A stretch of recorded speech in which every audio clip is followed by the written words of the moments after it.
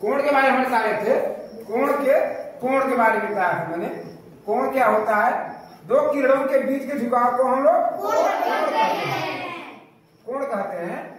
ठीक है, कोण को अगर प्रकार जानना है सबसे सिंपल तरीका जिसका मैंने आपको बताया था, कोण के प्रकार। तुम्हें पता होगा हम कोण को जो लेकर चलते हैं वो 90 अंश से लेकर चलते हैं। 90 ना, 90 अंश से लेकर चलते हैं।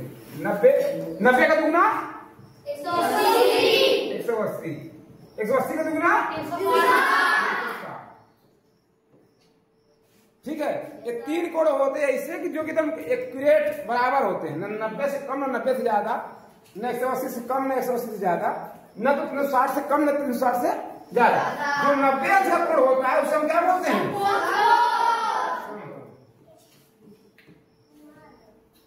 और जो 180 का होता है रिजु, और जो 360 का होता है संपूर्ण कोण। संपूर्ण कोण। ठीक, अब देखो 90 अंश का होगा तो 180 का होगा तो 360 होगा तो संपूर्ण कोण।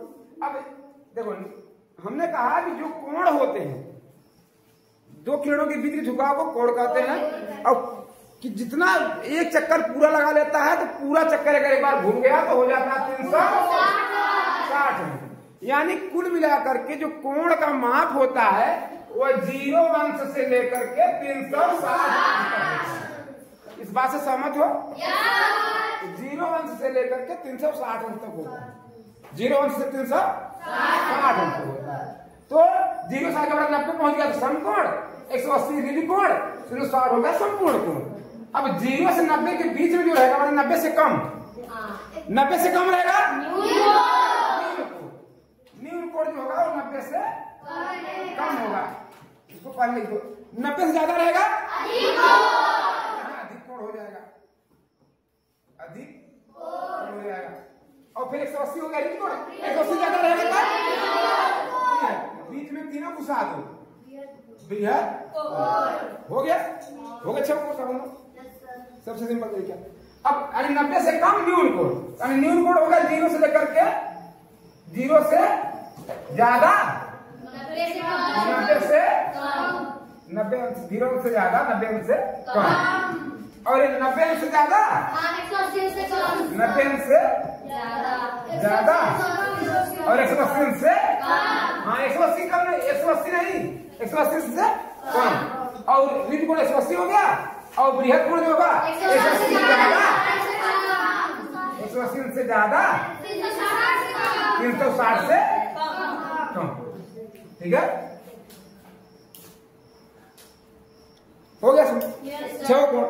तो हम ये जानते हैं कि पूरा कोण का माप जो होता है वो 0 से लेकर के 360 अंश तक होता है।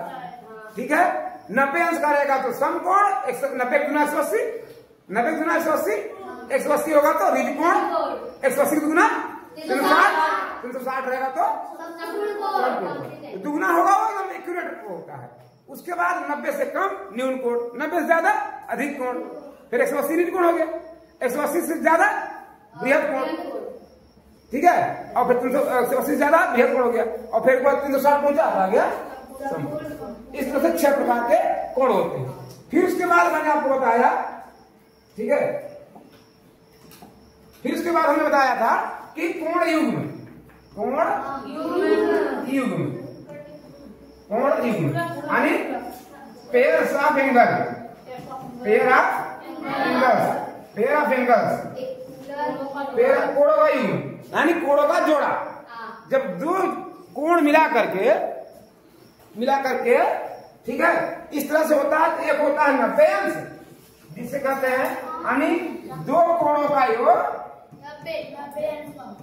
दो कोणों का योग 90 अंश होगा तो कहलाएगा कोटि पूरक। हाँ, कोटि पूरक कोण या पूरक कोण या पूरक कोण, पूरक कोण। अब अगर दो कोणों का योग